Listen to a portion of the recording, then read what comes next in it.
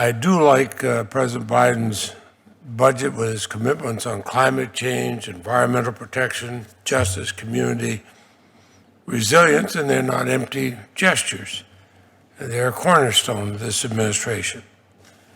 And the budget proposal is a statement of values that will, I think, help prepare the agency. I've been concerned about some of the dismantling attacks that subverted science, threatened our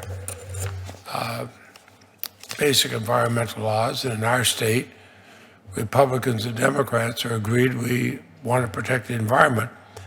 So I'm pleased that the request includes funding for EPA's geographic programs, including $20 million for Lake Champlain.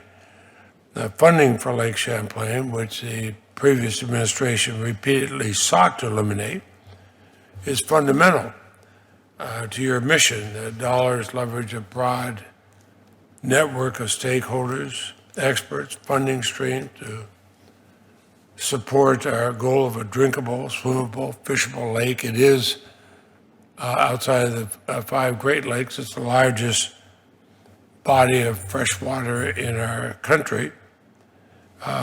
We're doing a lot to reduce runoff, combat invasive species.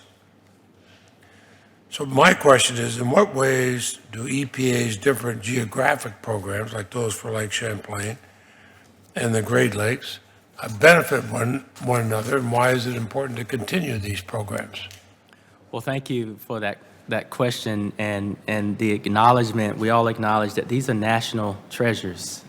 Lake Champlain, our bays, our Pecosins. This is really important, and I think the president's budget reflects that priority. $36 million increase over last year's budget to focus on the protection of these water bodies. It's critical that we, number one, partner with our states to protect these national treasures for a couple of reasons. The first, because we want to preserve the ecological vitality and what they mean to us all culturally. But from an economic standpoint, significant revenue driver for our local communities as well. And what you'll see in the president's budget is not only resources dedicated to the geographical programs, as I've mentioned, but in the infrastructure resources in general, you'll see that we're going to focus on both hardened infrastructure that is resilient to climate change, but we're also focused on natural infrastructure that will help to protect and preserve our national treasures as well. Well, you're going to have more work than you can possibly handle, but if you want a chance to see what this looks like, you have an open invitation from me, and I'll come with you and show you what I think is a very attractive area. Has New York on one side, us on the other, and Canada to the north. So you have an open invitation to join me there at any time.